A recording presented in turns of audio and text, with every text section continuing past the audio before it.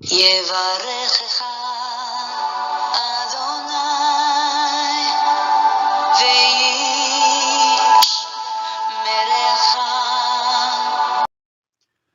וישמרך. 바레크카 아도나이 베이시메레카. 사랑하는 성도 여러분, 오늘 하루도 전지전능하신 임마누엘의 하나님께서 여러분에게 복을 주시고 여러분을 안전하게 지켜주시기를 축복합니다. 아멘. 할렐루야. 오늘도 힘없이 우리 코에 생명의 호흡을 불어넣어 주신 창조주 하나님 여호와를 송축합니다. 우리의 구원자이신 예수 그리스도 그 존귀하신 이름을 찬양합니다. 오늘도 우리 안에서 열심으로 일하시며 예수 그리스도의 아름다운 그 형상을 이루어 가시는 성령님의 그 역사하심을 찬양합니다. 오늘 1189 성경 장별강의 215번째 시간입니다. 오늘은 사사기 4장 말씀을 함께 공부하도록 하겠습니다. 오늘 제목의 말씀은 이 드보라와 가나안 왕 야빈 그리고 발락과 야엘이라는 제목입니다. 자, 여자 사사로서 참 뛰어난 지도력을 발휘했던 드보라가 등장을 하고요. 이스라엘을 그렇게 압제하며 괴롭혔던 가나안 왕 야빈, 이 하솔이라는 땅의 왕이었던 이 야빈과의 전쟁 이야기가 나오고요. 그리고 드보라와 함께 이 전장에 나가서 이스라엘 위해서 싸웠던 이 군대 장관 역할을 했던 바락, 그리고 이 야빈을 그렇게 이제 최후를 맞이하게 하는 그 여인 야엘이라는 여인이 나타나게 됩니다. 그래서 오늘 이 사사기 4장에 등장하는 대표적인 인물이 4명이 등장하는데요. 드보라 여사사와 그리고 가나안 왕 야빈, 그리고 이스라엘의 군대 장관 격인 바락과, 그리고 이 야빈을 그렇게 이제 죽이는 이 야엘 여인에 대해서 오늘 이 4명의 그 사람이 오늘 등장을 하게 됩니다. 자, 이 4사람을 중심해서 어떤 사건들이 오늘 발생하고 하나님께서 우리에게 주시는 교훈은 무엇인지, 또 우리 하나님은 어떤 하나님으로 오늘 등장하는지, 이러한 내용들을 한번 살펴보도록 하겠습니다. 예, 오늘 이제 4장 말씀을 우리가 살피게 되겠죠. 지금까지 어떤 내용들을 공부했었냐면 1장과 2장에서는요, 이스라엘의 실패에 대해서, 1장은 가나안 정복의 실패, 그리고 2장에서는 신앙을 지키는 데 실패한 이스라엘 백성에 대해서 살펴봤고요. 그리고 이제 3장부터는 이제 드디어 본격적으로 사사들이 등장하는데, 첫 번째 사사 온니엘, 두 번째 사사 에훗 왼손잡이, 그 다음에 세 번째 사사가 이 소모는 막대기로 적을 물리친 이 삼갈이라고 하는 이 사사에 대해서 살펴보았습니다. 오늘은 이제 4장에서 드보라라고 하는 이 사사에 대한 이야기가 오늘 내일 4장 5장에서 나오고요. 그 다음에 이제 6장에서 기드온이 나옵니다. 자, 그래서 우리가 옷의 삼득이 어떻게 애우는지 제가 말씀드렸죠. 그래서 옷이 나오고 이렇게 삼이 있는 옷이 있다, 그렇게 말씀드렸어요. 그래서 옷의 삼득이다, 그렇게 애우시면 좋겠습니다. 옷의 삼득이. 자, 옷의 삼득이. 자, 이 옷은 이제 옷의 삼을 적은 이제 옷이 있는데, 이것을 입는 사람이 바로 삼득이다, 그렇게 좀 코믹하게 그렇게 외웠으면 좋겠습니다. 자, 옷의 삼득이, 이렇게 5명의 사사가 나오는데요. 옷의 삼득이.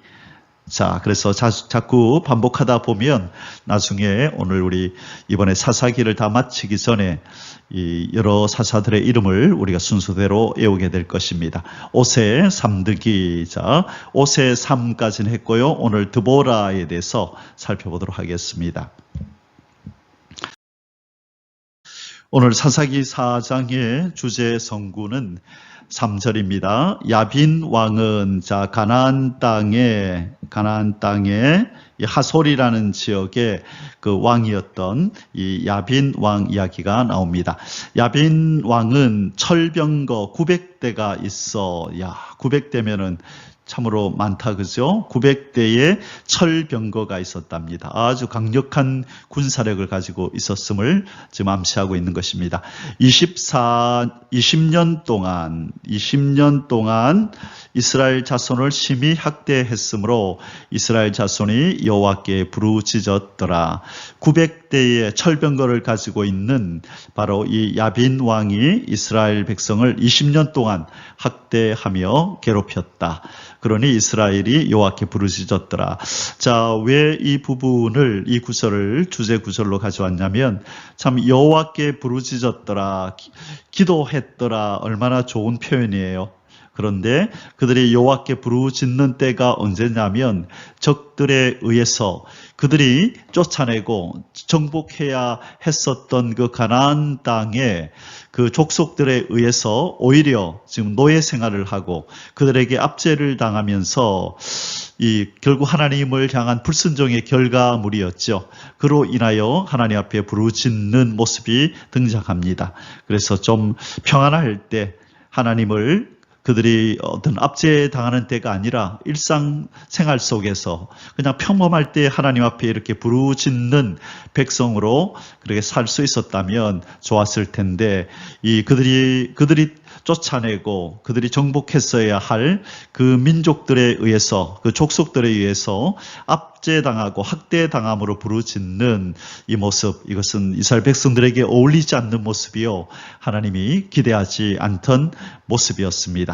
자, 그래서 오늘 우리가 이 구절을 통하여 우리는 이런 어려움을 당하기 전에 하나님을 찾고 하나님을 섬기며 필요할 때 이렇게 부르짖으며 하나님의 도움을 구하는 자가 아니라 평상시 하나님 주시는 평강 가운데서도 하나님 앞에 기도하고 하나님과 아름다운 교제를 계속 유지하는 그 믿음의 선배 다니엘 같은 그런 기도 생활을 하는 바로 그런 하나님의 사람이 될 수 있기를 그렇게 축원합니다.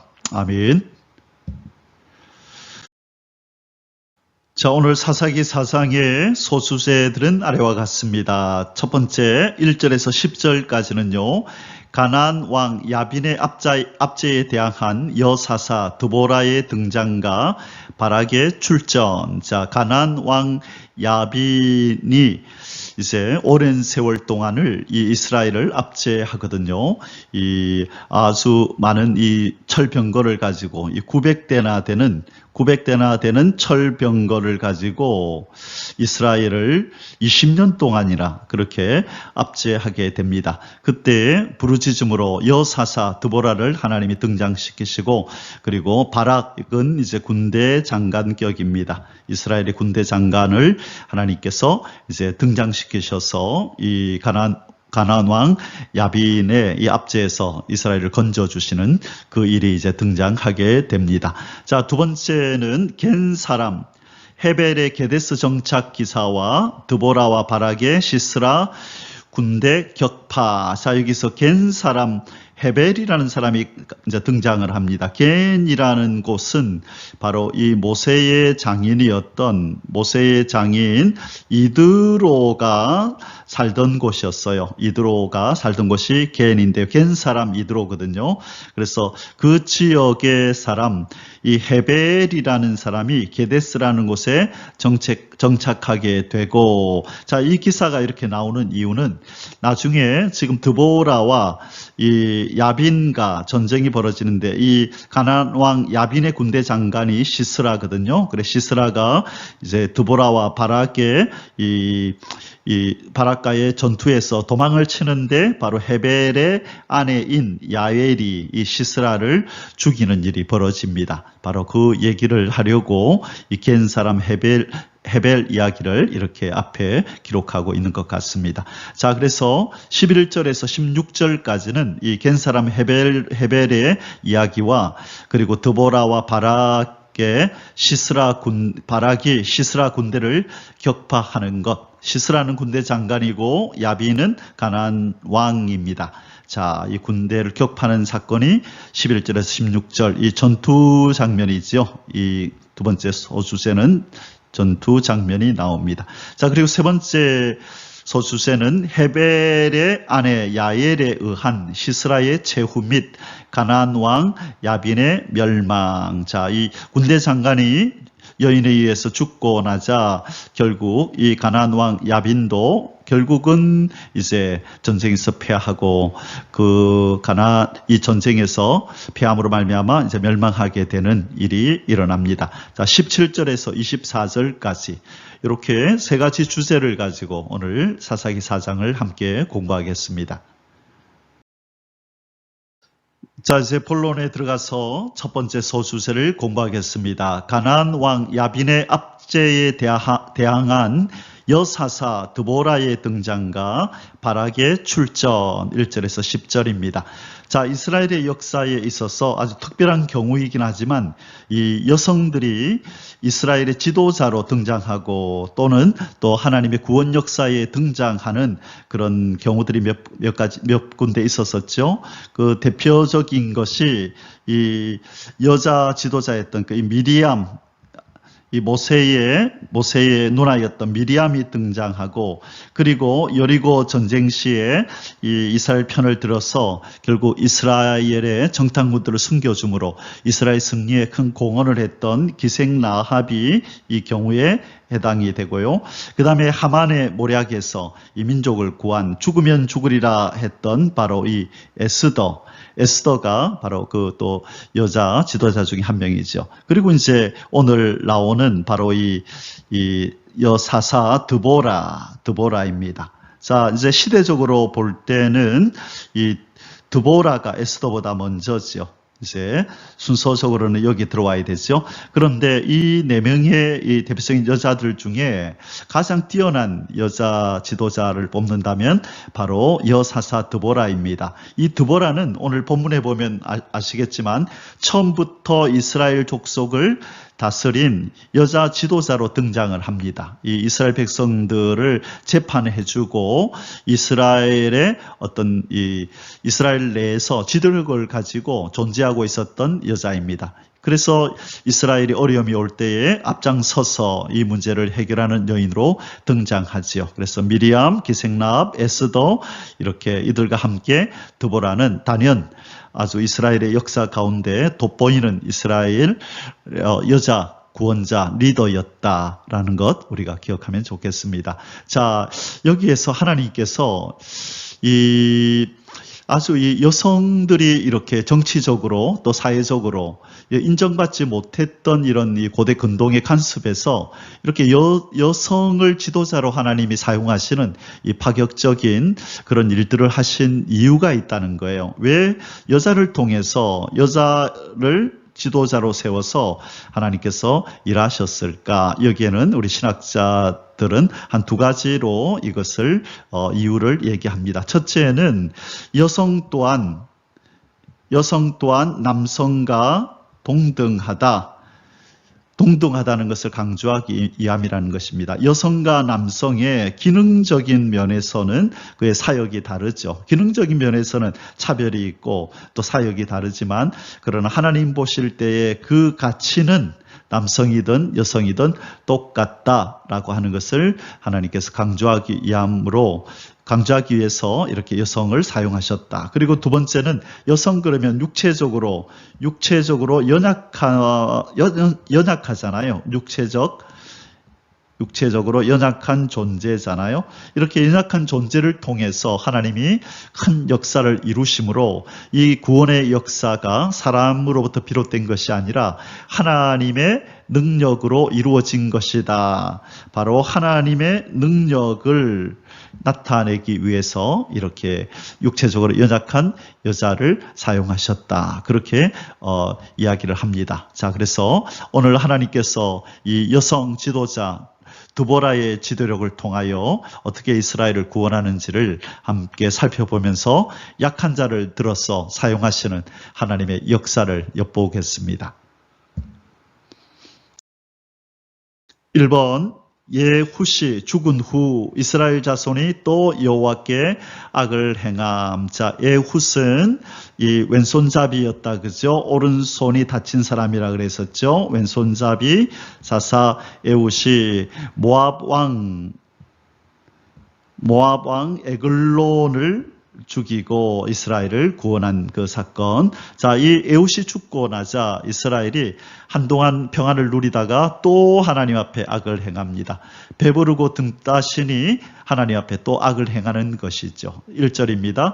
에훗이 죽으니 이스라엘 자손이 또 여호와의 목전에 악을 행하매. 자, 에훗이 죽으니 또 하나님 이 이스라엘 백성 여호와 앞에 악을 행하였다 얘기합니다. 자, 그러면 이제 하나님이 또 나서셔야죠. 이 악을 행하는 이스라엘을 또 징계하시는, 채찍을 드시는 일을 또 하시겠죠. 계속 이어서 보겠습니다. 이번 여호와께서 가나안 왕 야빈을 통해 이스라엘을 징계하심. 하나님께서 사랑하는 아들마다 징계하신다 그랬죠. 징계하지 않는 아이는 사생자다, 그렇게 히브리서에서 말씀합니다. 그래서 이렇게 하나님이 이스라엘이 범죄할 때 징계하신다고 하는 것은 바로 하나님의 사랑이 이스라엘을 향하여 지금 있다는 것을 말씀해 주고 있는 것입니다. 자, 2절에서 3절 앞부분입니다. 여호와께서 하솔에서 통치하는 가나안 왕 야빈의 손에 그들을 파셨으니 그의 군대 장관은 하로셋 학고임에 거주하는 시스라요. 자, 시스라는 군대 장관입니다. 자, 군대 장관. 자, 여기에 등장하는 하솔이라고 하는 것은요, 이 가나안에서 가장 큰 성이었답니다. 큰 도시, 큰 성이었다고 합니다. 그래서 이곳에서 통치하던 이 가나안 왕 야빈은 왕이고 시스라는 군대 장관입니다. 자, 하나님께서 이 가나안 왕 야빈에게 이스라엘을 넘겨주셨다는 거죠. 그래서 야빈 왕은 철병거 900대가 있어 20년 동안 이스라엘 자손을 심히 학대했으므로, 자, 하나님을 떠난 이스라엘 백성을 징계하시는 도구로 하나님께서는 가나안 왕 야빈, 이 하솔에서 통치하는 가나안 왕 야빈, 그의 군대 장관 시스라가 있었고요. 이 철병거 900대가 있었고 20년 동안이나 장작 20년 동안이나 이스라엘을 심히 학대했습니다. 자, 그러니 이제 이스라엘이 너무 고통스러우니까 또 하나님 앞에 부르짖는 그 장면이 나오겠지요. 자, 하나님께서는 이렇게 하나님 백성들, 사랑하는 백성들이 잘못할 때에 내버려 두지 않으시고 징계하심으로 되돌려 놓으시고 하나님이 원하시는 그런 민족으로 변모되어지기를 그렇게 간절히 원하시는 것입니다. 자, 하솔이 어디냐면요, 바로 여기가 하솔입니다. 빨갛게 동그라미 쳐놓은 이곳이 있죠. 자, 여기가 하솔이고, 지금 여기 밑에 빨갛게 동그라미 친 이곳은 바로 여리고입니다. 그리고 여기에 여기가 요단강이고요. 여기가 갈릴리 바다입니다. 그래서 갈릴리 바다 바로 위에 여기가 바로 하솔이라는 곳입니다. 자, 그래서 대충 어딘지 아시겠죠? 요단강의 서편이죠. 서편. 이 요단의 서편 가나안 땅에서 가장 큰 성읍이 바로 하솔이었다고 합니다. 이곳을 다스리던 왕 야빈 군대 장관은 시스라. 자, 야빈과 시스라에 의해서 이스라엘이 20년 동안이나 학대를 받으며 고통을 받고 있습니다. 자, 이것이 하솔의 모습입니다. 하솔을 옛날에 그 고고학 어떤 이런 그 발굴하면서 이렇게 나온 장면을 사진으로 이렇게 찍어 놓은 것입니다. 예, 이것이 흔적들이고요. 예, 지금 이런 잔재들이 그곳에 남아 있답니다. 자, 이 시스라, 이 야빈 왕의 군대 장관이었던 시스라가 이스라엘을 공격해 와서 지금 20년 동안 이제 이스라엘을 학대하는 그런 모습입니다.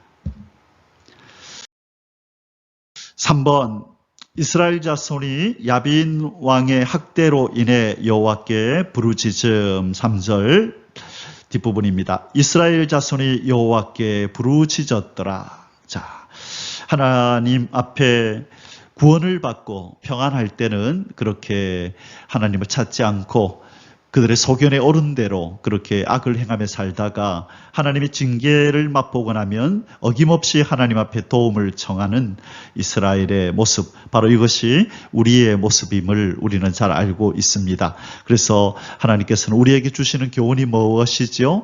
하나님이 주신 은혜로 평안할 때에 그때도 하나님을 꾸준히 찾고 하나님을 섬기고 사랑하고 그 말씀 안에 거하라. 그리할 때 우리에게 주어진 그 평강의 날들이 길어질 것이다 라고 하는 것을 보여주는 것이죠. 평안할 때 더욱더 하나님을 찾고 하나님과 좋은 관계 속에 있어야 한다.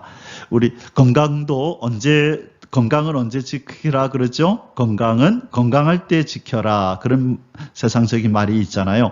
우리의 신앙은 언제 지켜야 될까요? 우리의 신앙이 있을 때에 지켜야 된다는 것입니다. 신앙이 있을 때 하나님과의 관계,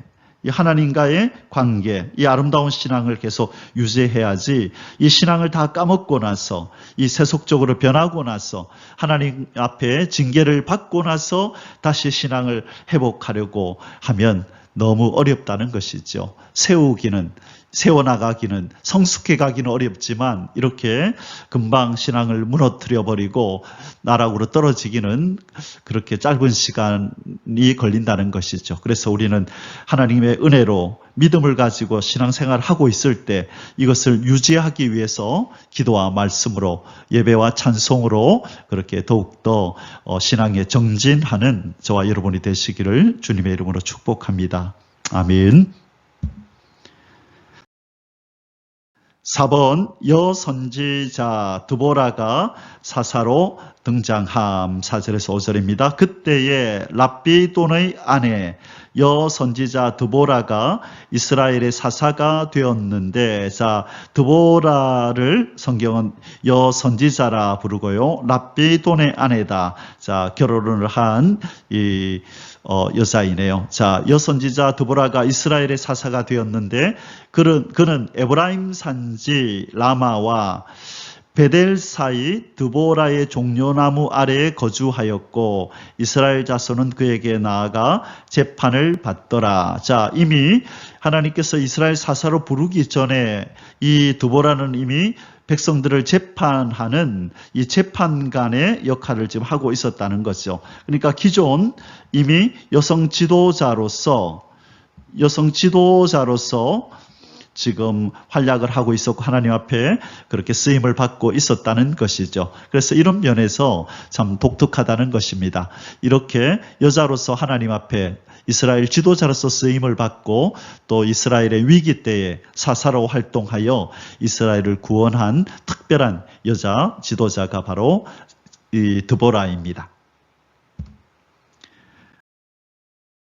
5번, 드보라의 명령에 의한 바락의 출전. 6절에서 10절인데요. 바로 바락은 이 이스라엘의 군대 장관 격이라 그랬죠. 자, 한번 읽어보겠습니다. 드보라가 사람을 보내어 아비노함의 아들 바락을 납달리 게데스에서 불러다가 그에게 이르되 이스라엘의 하나님 여호와께서 이같이 명령하지 아니하셨느냐? 너는 납달리 자손과 스불론 자손 10,000명을 거느리고 다볼산으로 가라. 내가 야빈의 군대 장관 시스라와 그의 병거들과 그의 무리를 기손강으로 이끌어 내게 이르게 하고 그를 내 손에 넘겨주리라 하셨느니라. 바락이 그에게 이르되 만일 당신이 나와 함께 가면 내가 가려니와 만일 당신이 나와 함께 가지 아니하면 나도 가지 아니하겠노라 하니. 자, 여기서 참 아쉬운 부분입니다. 이 믿음의 사람 드보라와는 달리 이 바락이라는 이 사람은 그렇게 믿음이 투철한 사람이 아니었던 것 같아요. 이 여선지자 드보라가 이렇게 말을 할 때는 어떤 이 드보라가 스스로 하는 말이 아니라 하나님께로부터 이 지시를 받았구나라고 여겨야 하는데, 이 여선지자가 그렇게 말을 함에도 불구하고 이 드보라가 같이 가지 않으면 자기를 가지 않겠대요. 반만 순종하는 거죠. 반순종. 가기는 가는데요, 당신이 함께 가면 갈 거고 그렇지 않으면 안 가겠습니다. 자, 만일 순종하였더라면 이 승리의 영광이 참 그에게 돌아와서 그가 참 하나님 앞에나 또 백성들 앞에 칭송을 받고 그럴 수 있었는데, 이가 반순종함으로 말미암아 이 바락에게로 돌아갈 뻔했던 이 승리의 영광이 이제 누구에게로 돌아가냐면 야엘이라고 하는 이 여인에게로 그렇게 돌아가는 일이 벌어집니다. 자, 우리는 순종을 하되 온전히 순종을 해야지 이렇게 반순종만 하는 이런 모습에 머물러 있으면 안 됩니다. 우리도 이 바락도 이 여선지자 드보라처럼 하나님의 명령이라면 환경을 보지 않고 반드시 넘겨주겠다고 하셨으니 그를 네 손에 넘겨주리라 하셨느니라. 자, 여기서 지금 하나님이 하시는 말씀을 전달하고 있잖아요. 내가 넘겨주리라 라고 드보라가 하는 게 아니라 그를 네 손에 넘겨주리라 하셨느니라. 누가요? 하나님께서 바라가 너한테 넘겨준다고 말씀하셨느니라 라고 했음에도 불구하고 나는 안 가겠습니다. 당신이 가면 가고 그렇지 않으면 나도 가지 아니하겠노라 라고 말을 하네요. 자, 이런 반순종에서는 이 온전한 하나님의 뜻이 이루어지기가 힘들죠. 그래서 우리도 혹시나 이렇게 순종을 하되 온전한 순종이 아니라 반순종하는 그런 어떤 모습이 있지는 않는지 한번 돌아볼 수 있기를 바랍니다. 자, 계속해서 뒷부분 보겠습니다. 이르되 내가 반드시 너와 함께 가리라. 이때 내가는 드보라지요. 드보라가 그래 알겠다. 내가 너와 함께 가리라. 그러나 네가 이번에 가는 길에서는 영광을 얻지 못하리니. 왜요? 반순종하잖아요. 이는 여호와께서 시스라를 여인의 손에 파실 것임이니라. 아마 처음부터 예 알겠습니다라고 하고 갔으면 바로 이 영광이, 승리의 영광이 그에게 돌아갈 수 있었음을 지금 얘기하고 있습니다. 그러나 네가 이번에 가는 길에서는, 왜 이런 말을 하죠? 네가 온전히 하나님의 말씀에 순종하지 않았다. 이 말씀을 지금 이렇게 내포하고 있는 것 같습니다. 하고 드보라가 일어나 바락과 함께 게데스로 가니라. 바락이 스불론과 납달리를 게데스로 부르니 10,000명이 그를 따라 올라가고 드보라도 그와 함께 올라가니라. 아멘. 자, 지금 등장하는 이 지역을 한번 보도록 하겠습니다. 지금 드보라는 이 바락을 불러내죠. 이 4장 6절에서 드보라가 사람을 보내어 아비노함의 아들 바락을 납달리 게데스에서 불러다가, 자, 여기가 게데스입니다. 납달리 게데스에서 불렀다. 여기 이제 바락이 여기에 거주하고 있었네요. 그래서 납달리 게데스에서 불러다가 이르되 이스라엘 하나님 여호와께서 이같이 명령하지 아니하셨느냐?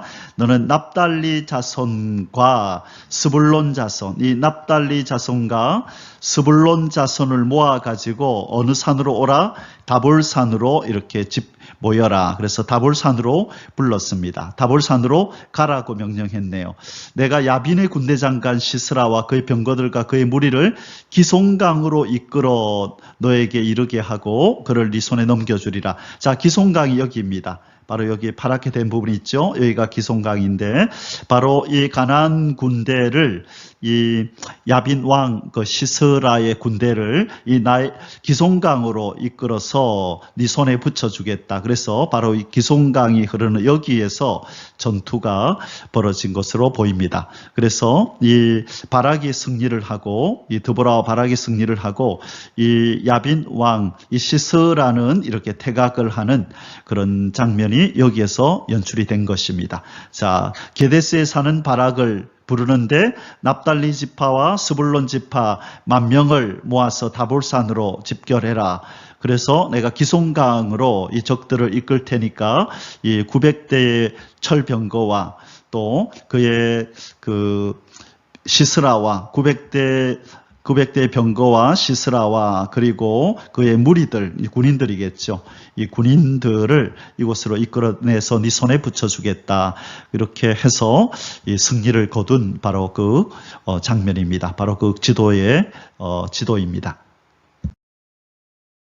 자, 이제 두 번째 소주제를 살펴보겠습니다. 겐 사람 헤벨의 게데스 정착 기사와 드보라와 바락의 시스라 군대 격파.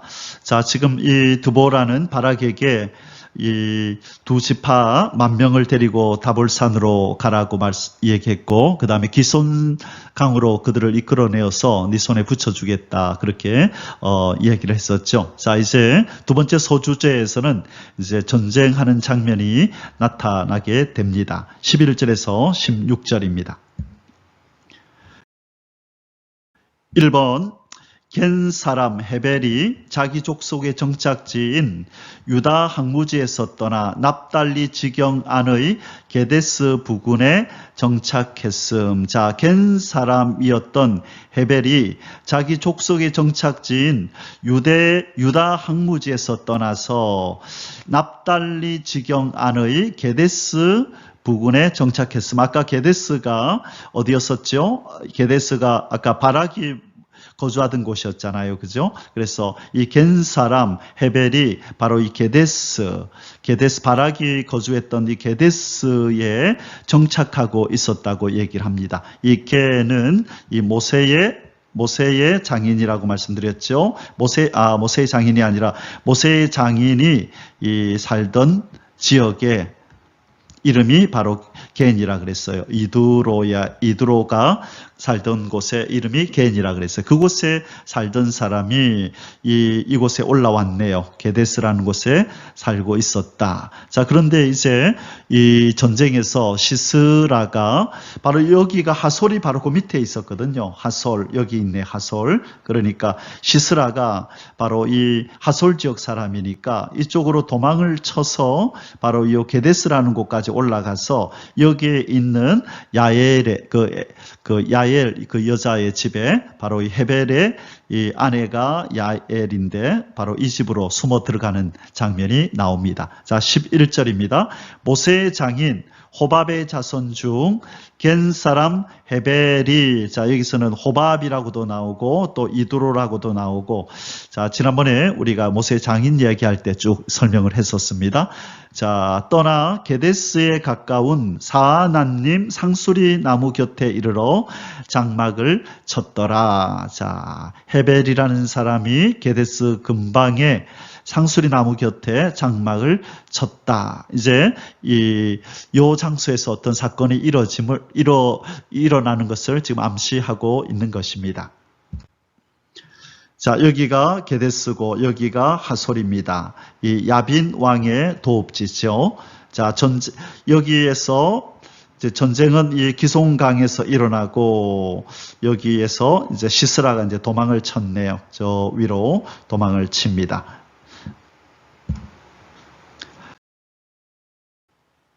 이번 야빈의 군대 장관 시스라가 바락의 군대에 대응함. 자, 지금 기송강으로 왔다, 그죠? 지금 저 게데스에 있던 바락을 불러서 두 지파의 만 명의 군인을 이끌고 다볼산으로 모여라. 그래서 다볼산에서 아마 이 드보라가 이제 명령을 내린 것 같아요. 기손강으로 그들을 이끌어낼 테니까 기손강으로 가거라 그런 것 같아요. 자, 그래서 이제 이 야빈의 군대장관 시스라가 이 자기들의 그 군인들을 이끌고 지금 기손강으로 오는 장면이 나옵니다. 12절에서 13절. 아비노함의 아들 바락이 다볼산에 오른 것을 사람들이 시스라에게 알림해 시스라가 모든 병거 곧 철병거 900대와 자기와 함께 있는 모든 백성을 하로셋 학고임에서부터 기송강으로 모은지라. 자, 이 하로셋 학고임은 어디인지 우리 한번 보겠습니다.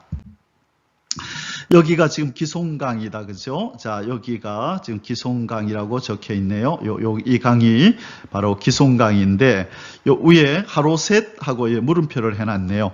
명확하게 어딘지는 모르지만, 지금 이 하로셋에서부터 기송강으로 여기 이제 집결한 겁니다. 지금 이제 이 바락도 이 드보라와 함께 지금 이곳으로 이제 지금 드보라는 여기에 지금 동행을 같이 했는지 안 했는지는 정확하게는 모르겠는데 어쨌든 다볼산에서 지금 모여가지고 다볼산에서 드보라가 명령을 내렸다, 그죠? 가라고 기손강으로 그들을 이끌어낼 테니까 그곳에서 그들을 네 손에 하나님이 붙여주신다고 하셨다. 기손강으로 가라.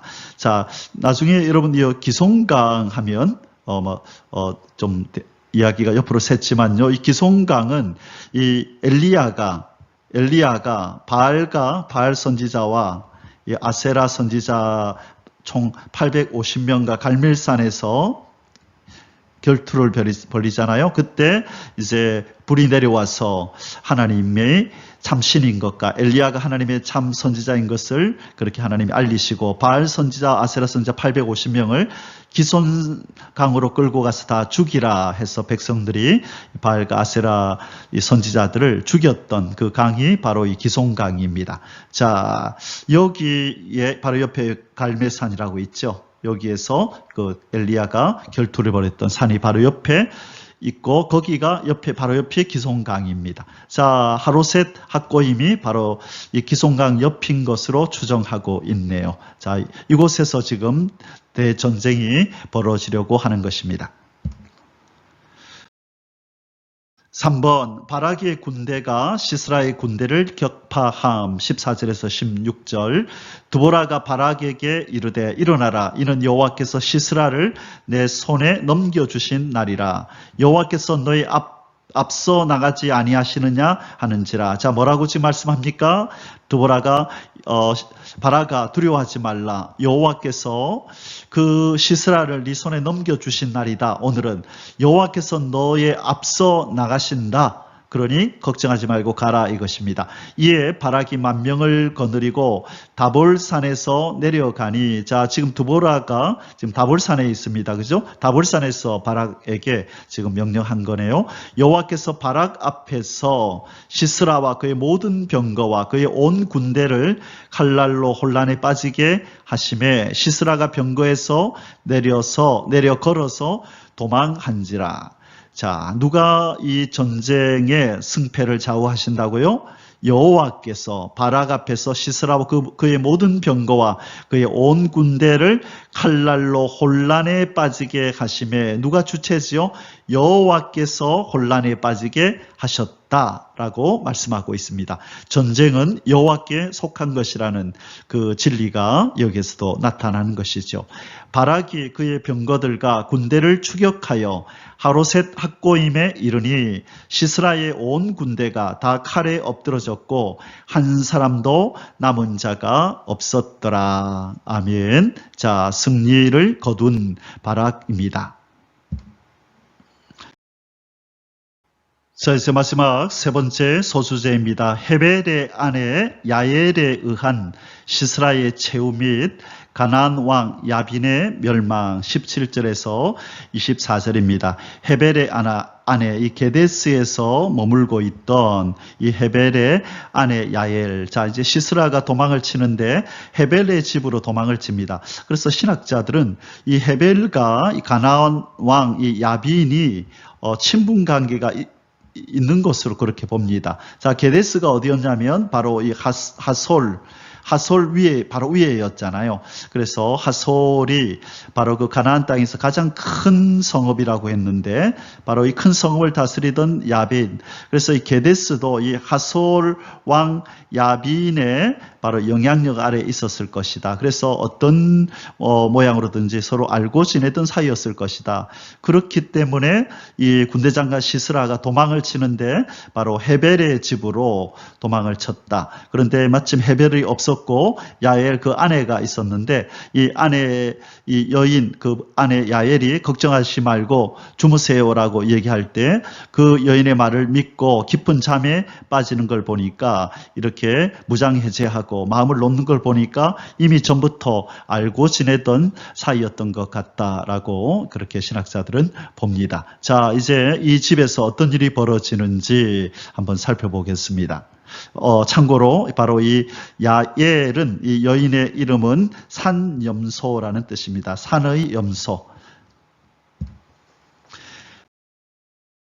자, 1번 바락에게 패한 시스라가 겐 사람 헤벨의 아내 야엘의 장막으로 피신함. 헤벨의 아내 야엘의 장막으로 피신을 했습니다. 17절에서 20절. 시스라가 걸어서 도망하여 겐 사람 헤벨의 아내 야엘의 장막에 이르렀으니 이는 하솔 왕 야빈과 겐 사람 헤벨의 집 사이에는 화평이 있음이라. 자, 오늘 본문에 나오네요. 이 두 사람이 이 야빈 왕과 이 헤벨은 이미 서로 잘 알고 화평을 화친 조약을 맺고 친하게 지내는 사이였네요. 야엘이 나가 시스라를 영접하여 그에게 말하되 나의 주여 들어오소서 내게로 들어오시고 두려워하지 마소서 하며 그가 그 장막에 들어가니 야엘이 이불로 그를 덮으니라. 시스라가 그에게 말하되 청하노니 내게 물을 조금 마시게 하라. 내가 목이 마르다 하며 우유 부대를 열어 그에게 마시게 하고 그를 덮으니 그가 또 이르되 장막 문에 섰다가 만일 사람이 와서 내게 묻기를 여기 어떤 사람이 있느냐 하거든 너는 없다 하라. 자, 이제 이 여인을 믿네요. 그죠? 사람을 믿으면 안 되는데 오직 하나님만 믿고 하나님만 의지해야 하는데 이 인생은 하나님을 떠난 이 인생은 한 여인의 말을 믿습니다.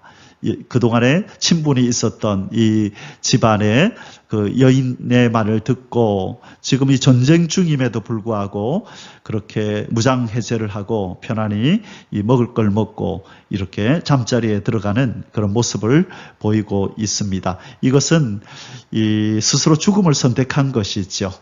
편안한 휴식처를 자기 딴에는 찾았다고 생각했지만 처참한 죽음의 잠자리에 불과했던 것입니다. 자, 인생들이 보기에 피난처 같고 안전한 것 같고 하지만 결국 그것이 죽음의 길이요 사망의 길이라는 것을 인생들은 알아야 하는 것입니다. 어떤 길은 사람이 보기에 바르나 필경은 사망의 길이 되는 것입니다. 잠언 14장 12절에 그런 말씀이 있죠. 어떤 길은 사람의 보기에 바르나 필경은 사망의 길이니라. 그렇죠. 마찬가지로 비슷한 어떤 그런 상황에서 이 사람이 볼 때는 안전한 피난처 같았죠. 안전한 피난처 같았으나 필경은 죽음의 장소니라. 자, 지금 이제 그 다음에 어떤 일이 벌어질까요? 이 헤벨의 아내 야엘은 지금 시스라 편이 아니라 바로 드보라 편이었던 것입니다. 이제 이 야엘이 아주 잔인한 방법으로 이 시스라를 죽이는 장면이 나타납니다. 2번 헤벨의 아내 야엘이 시스라를 살해함. 21절에서 22절. 그가 깊이 잠드니 헤벨의 아내 야엘이 장막 말뚝을 가지고 손에 방망이를 들고 그에게로 가만히 가서 말뚝을 그의 간자놀이에 박음에 말뚝이 꿰뚫고 땅에 박히니 그가 기절하여 죽으니라. 자, 장막 세울 때 이렇게 박는 말뚝 있잖아요. 그 말뚝을 가져와서 여기 있네요. 이 말뚝을 관자놀이에다 대고 이 방망이를 가져와서 이 말뚝을 이 머리에다가 박아버린 것입니다. 바락이 시스라를 추격할 때에 야엘이 나가서 그를 맞아 그에게 이르되 오라 네가 찾는 그 사람을 내가 내게 보이리라 하매 바락이 그에게로 들어가 보니 시스라가 엎드러져 죽었고 말뚝이 그의 간자놀이에 박혔더라. 원래 처음에 이 바락이 순종하였더라면 바로 이 시스라를 이 바락이 아마 죽일 수도 있었을 것입니다. 그런데 우리가 앞에서 읽었던 것처럼 드보라가 순종하지 않는 바락을 향하여 이번에는 네가 영광을 얻지 못하고 이 여인이 그 영광을 얻을 것이라 한 예언이 지금 이루어진 것입니다. 3번 패전한 가나안 왕 야빈이 마침내 멸망하게 돼 23절에서 24절 이와 같이 이날에 하나님이 가나안 왕 야빈을 이스라엘 자손 앞에 굴복하게 하신지라 이스라엘 자손의 손이 가나안 왕 야빈을 점점 더 눌러서 마침내 가나안 왕 야빈을 진멸하였더라. 자, 이번 이 전쟁으로 말미암아 이 가나안 왕 야빈, 이 하솔 왕 야빈은 세력이 점점 약하여져서 결국에는 이스라엘에게 그렇게 진멸을 당하는 일이 일어난 것입니다. 자, 그동안 20년 동안이라 이스라엘을 괴롭히던 이 하솔 왕 야빈을 가나안 왕 하솔 왕 야빈을 하나님께서는 이 드보라를 통하여 또 이 군대 장관 바락을 통하여 하나님께서 이들을 구출해내고 이들에게 또 평안을 주신 장면입니다. 자, 이제 사사기 4장의 결론을 맺도록 하겠습니다. 죄의 뿌리를 뽑지 않으면 반드시 죄의 지배를 받게 된다.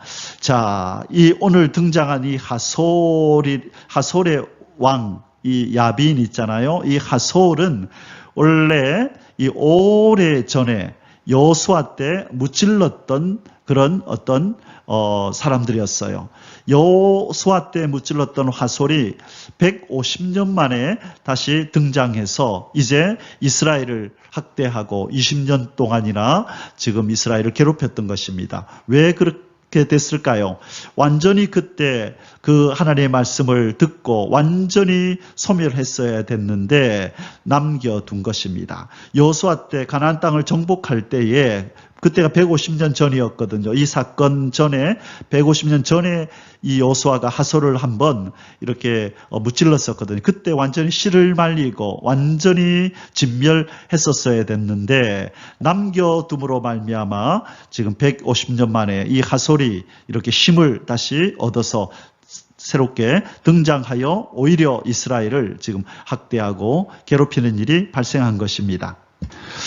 자, 여호수아가 이 하솔과 전쟁을 하던 장면이요. 여호수아 11장 1절에서 15절까지에 나옵니다. 그런데 특별히 우리가 살펴볼 구절은 어디냐면요. 이 11절, 13절에 보면요. 이런 말씀이 나옵니다. 여호수아가 하솔만 불살랐고 산 위에 세운 성읍들은 이스라엘이 불사르지 아니하였으며 그런 표현이 나옵니다. 자, 다 불사르지 않고 산 위에 세운 성읍들은 불사르지 않았다. 그리고 이제 그 뒤에 쭉 보면 호흡이 있는 자는 다 멸하였다 이런 표현이 나오는데 아마 산 위에 세운 성읍들을 불사르지 아니한 바로 어떤 이 13절에 여기에서 이들이 다 진멸되지 아니하고 산 위에 세운 성읍들에 사는 어떤 사람들이 살아남지 않았을까 그렇게 우리가 짐작하게 됩니다. 13절에요. 자, 그때에 150년 전에 그러니까 여호수아 11장의 사건은 지금 사사기 말라기 4장 2절로부터 150년 전에 있었던 전쟁이거든요. 그때에 한번 진멸을 당했던 하솔의 군대들이 다시 힘을 규합해서 이스라엘을 이렇게 40년 동안이나 괴롭혔다는 거지요. 자, 4장 2절입니다. 여호와께서 하솔에서 통치하는 가나안 왕 야빈의 손에 그들을 파셨으니 그의 군대 장관은 하로셋 학고임에 거주하는 시스라요. 자, 여기서 우리가 기억해야 할 것은 하나님이 진멸하라고 하는 이 가나안 족속은 온전히 진멸해서 씨를 말리고 다시는 그들이 힘을 규합하여 등장하지 못하도록 해야 하는 것처럼, 그러나 그들이 그것에 실패할 때 다시 하솔이 힘을 모아서 150년 만에 이스라엘 앞에 등장하여 이스라엘을 압제했던 것처럼 우리가 하나님께서 뽑아버리라고 하는 이 죄의 뿌리를 다 뽑지 않고 어느 정도 남겨두면 반드시 그 남겨둔 죄가 우리를 지배하고 우리의 삶을 그렇게 망하게 하는 일이 벌어질 수도 있다는 것을 우리는 기억하고, 하나님이 기회를 주실 때에 죄의 뿌리를 온전히 뽑아버리는 이러한 순종이 있어야 될 줄 믿습니다.